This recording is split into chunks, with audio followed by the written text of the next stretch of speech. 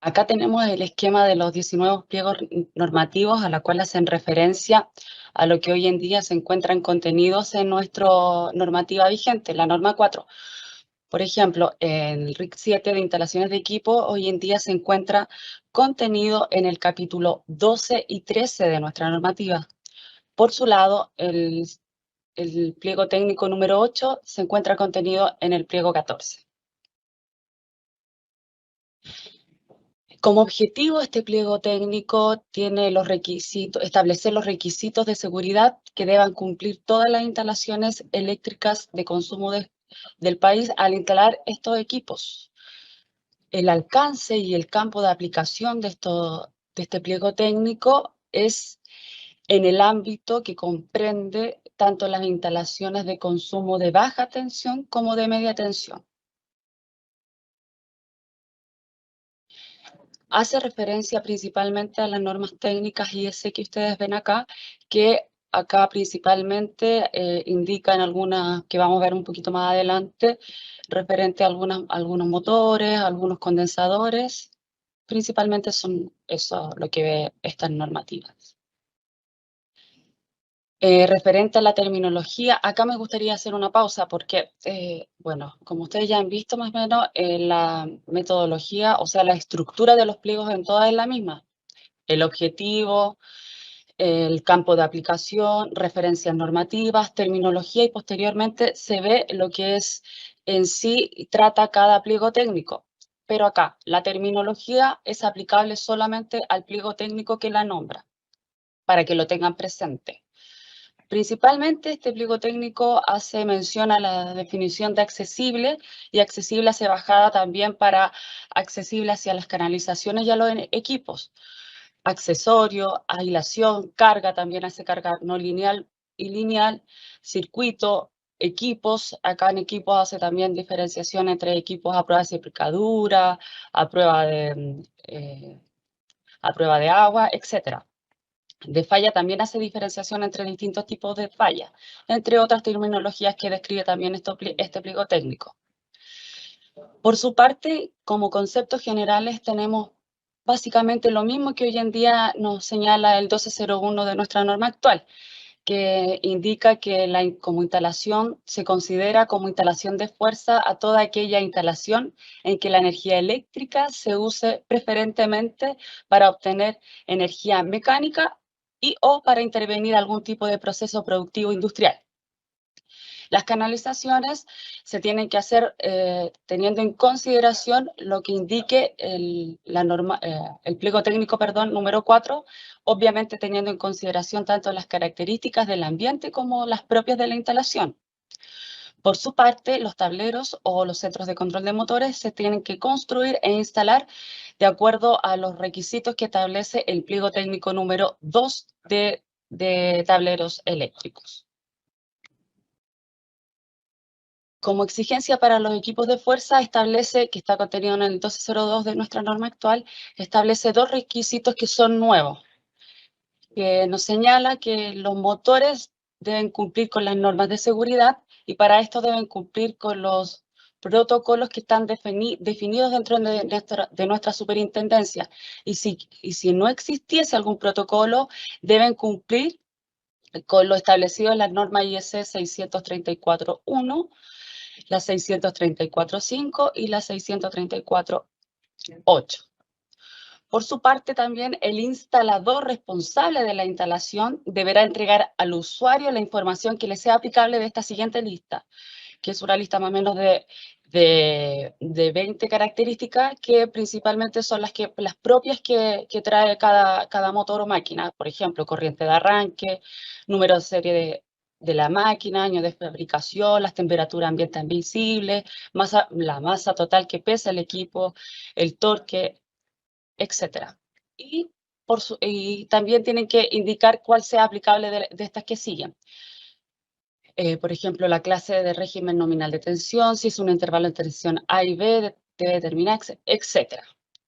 Lo que le sea aplicable a la máquina, tienen que entregárselo al usuario. Siguiendo con las condiciones de instalaciones de los motores, estos se deben instalar en un ambiente a la cual permita una adecuada ventilación y también que sea factible un mantenimiento de fácil acceso y teniendo en consideración las recomendaciones que realice el fabricante. Además, estos equipos deben estar instalados sobre soportes antivibratorios y o sistemas también de aislación acústica. Los motores que se encuentren instalados en ambiente a la cual existe polvo o fibras que en suspensión a la cual pueden quedar depositados sobre estos equipos deben realizarse e instalarse en conformidad del pliego número 12, que es el de instalaciones de ambientes explosivos, que lo veremos el jueves. Queda estrictamente prohibido la utilización de motores abiertos en lugares accesibles tanto a personas como para animales. La capacidad de la máquina se debe calcular, obviamente, teniendo en consideración los metros, la corrección correcta de los metros sobre el nivel del mar, donde en la cual van a estar instalados estos equipos. Debe tener un sistema de parada de emergencia a todos los sistemas accionados por motores a los cuales implique riesgos mecánicos para las personas, como por ejemplo los juegos mecánicos. Las bandas, por su parte, las bandas transportadoras deberán instalarse sistemas de emergencia cada 20 metros. Los motores, tanto monofásico como trifásico, con corrientes nominales iguales o superiores a 3 amperes, deben tener un protector termomagnético y además un guardamotor. Las secciones mínimas tienen que ser de 2,5 milímetros en los conductores empleados para alimentar los motores fijos de potencia nominal superior a 3 HP. Respecto a las protecciones y comando de motores, es básicamente lo mismo que hoy en día tenemos en nuestra normativa, que acá les puse unos 3 puntos importantes, que los conductores, los motores y los aparatos de control de motores deben protegerse a sobrecalentamiento debido a sobrecargas. Los de régimen permanente superiores a 1 HP deberán protegerse contra sobrecargas mediante dispositivos de protección que responda a la corriente del motor. Y en los motores de varias velocidades, cada conexión de enrollado debe considerarse en forma independiente para los efectos de protección. Es lo mismo que hoy en día se encuentra en nuestra normativa. Por su parte, respecto a las protecciones de circuitos diferenciales y asimetría, podemos indicar que deberán contar con una protección de cortocircuito. Se puede también en grupo de motores que sean inferiores a 1 HP por motor, podrán tener una protección única, pero establece ciertas condiciones. Referente a las protecciones de los circuitos de estos motores, deberán tener dispositivos de protección que actúen sobre todos sus conductores activos. Y estos 3 puntos son lo nuevo que agrega este pliego técnico, que indica que los motores o cargas trifásicas que sean consideradas como críticas deberán incluir una protección de asimetría, obligatoria, eso sí, para los motores de 5 HP o superior. Y también podrá ser como una protección, podrá ser solo una protección, eso sí que esté dentro del mismo tablero de comando.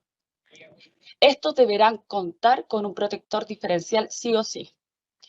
Y por su parte, los centros de control de motores deberán contar con las protecciones de sobretensión permanente basados en la norma UNE en 50550 y de sobretensiones transitorias en la norma IEC 62643-11. Referente a los partidores e interruptores, estos podrán tener sistemas de partida directa, indirecta y contención reducida. Ya se menciona lo que se entiende por cada una de ellas, que es lo mismo que hoy en día tenemos en la norma. Las empresas distribuidoras, acá es algo puntual que les quise destacar. Las empresas distribuidoras, fijarán la potencia máxima de los motores alimentados desde los empalmes en baja tensión, que podrán tener una partida directa, de modo de lograr que la corriente de partida no produzca ningún tipo de perturbación al funcionamiento de las instalaciones vecinas. Sin embargo, esta potencia máxima de los motores no podrá ser inferior a 3 kilowatts.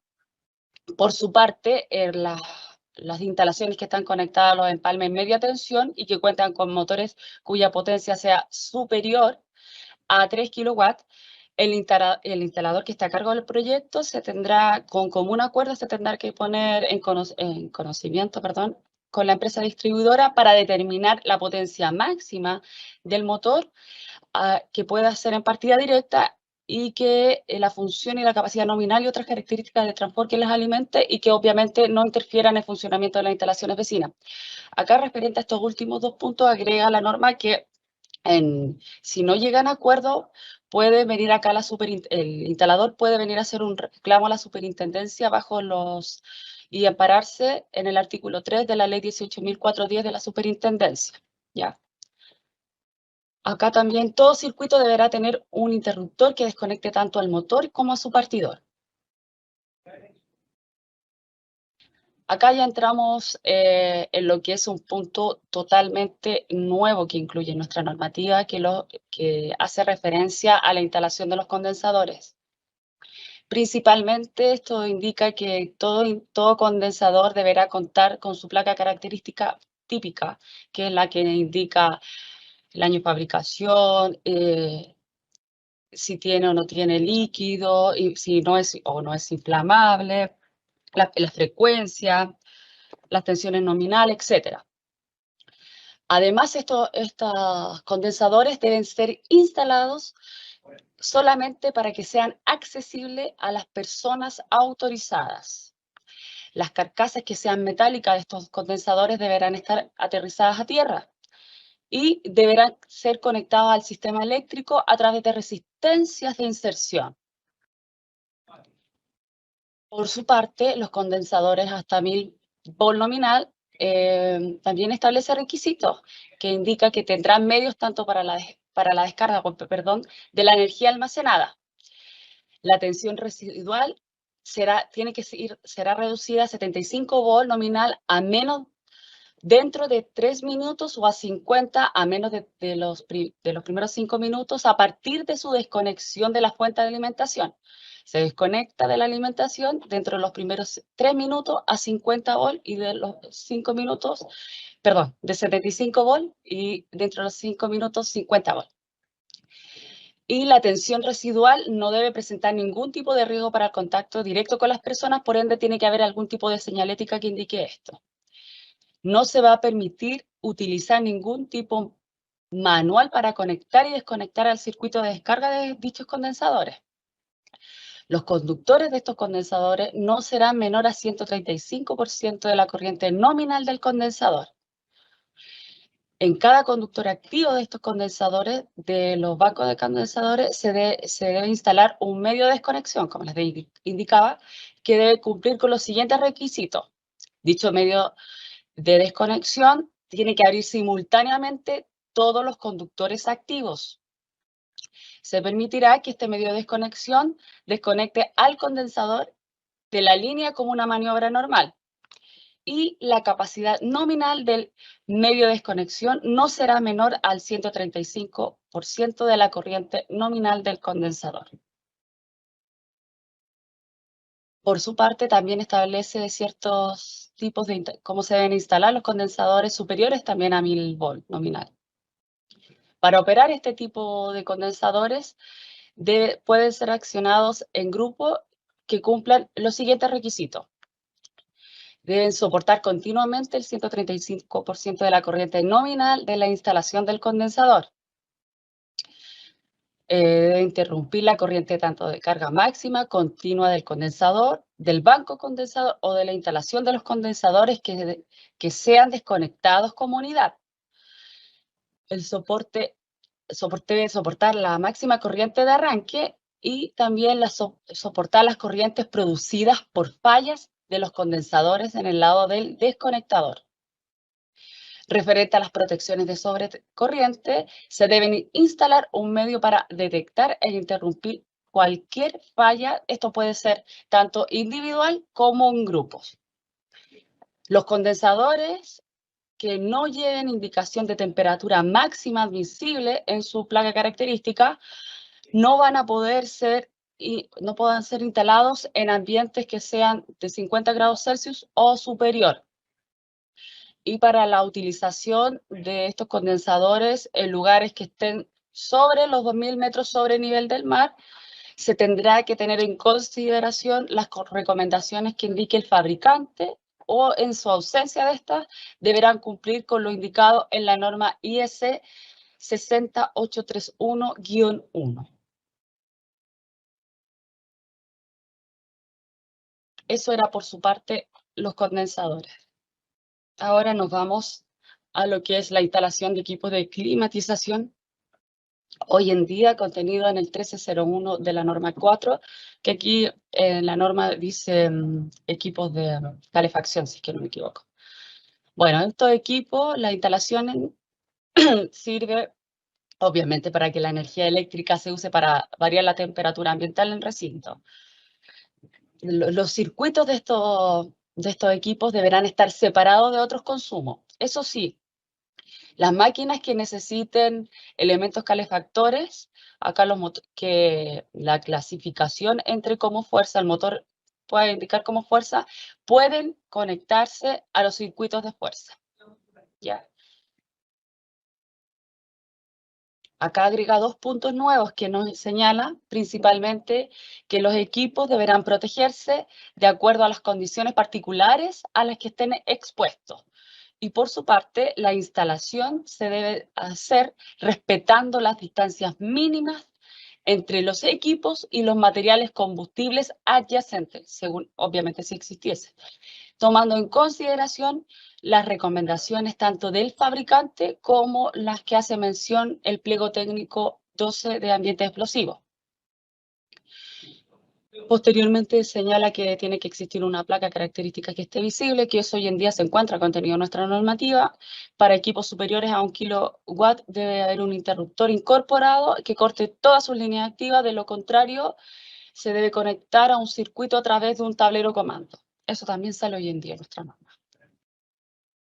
Referente a los circuitos, protecciones y comandos, los circuitos de enchufe para alimentar a 2 climatizadores podrán tener capacidades nominales ya sea de 16, 20, 25 o 32. Hoy en día en nuestra norma sale 15, 20, 25 y 30. Bueno, es un cambio breve, pero se modificó esto.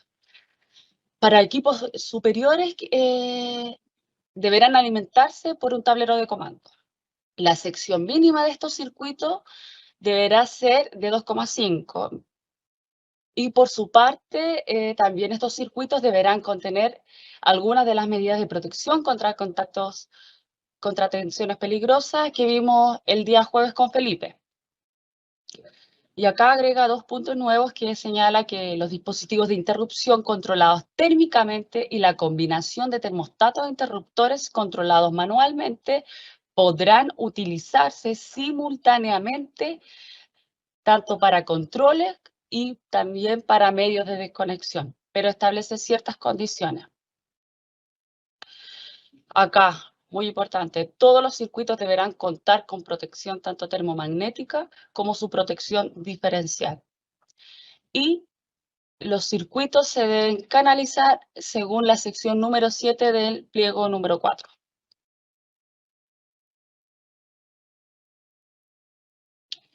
Agrega también aquí, siguiendo también obviamente con la instalación de equipos de climatización, acá hace mención a lo que es equipo de calentamiento eléctrico para tuberías y tanques.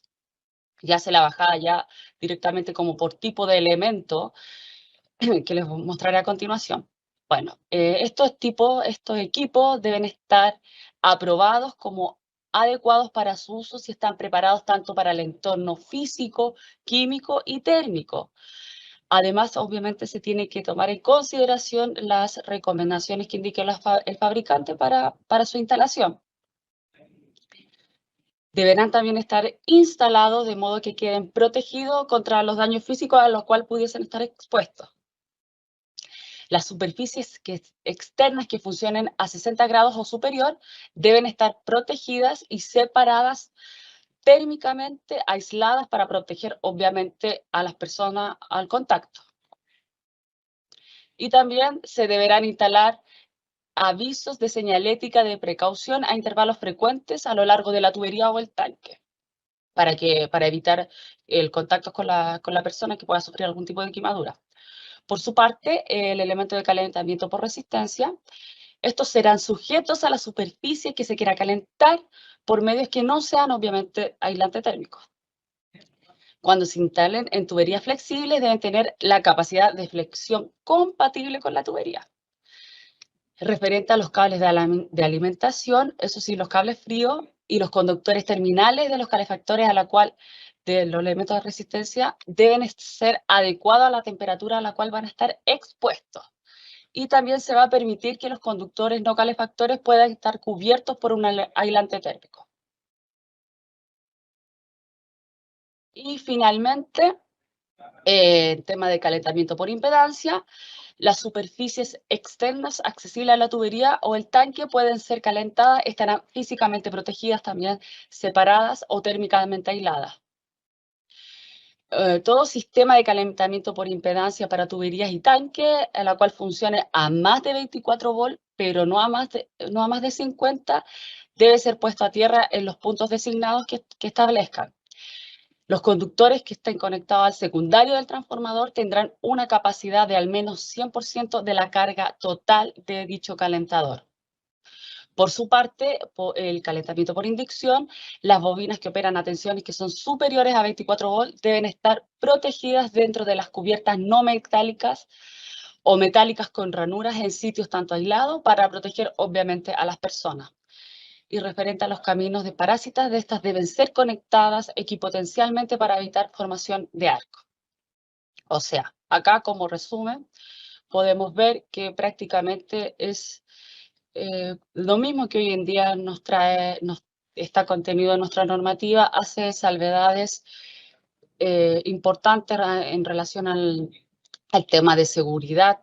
También agrégalo, como lo vimos, el tema de los condensadores, que básicamente es lo mismo que hoy en día se viene realizando en las instalaciones, y agrega este tema que hace la bajada respecto a las instalaciones de equipos de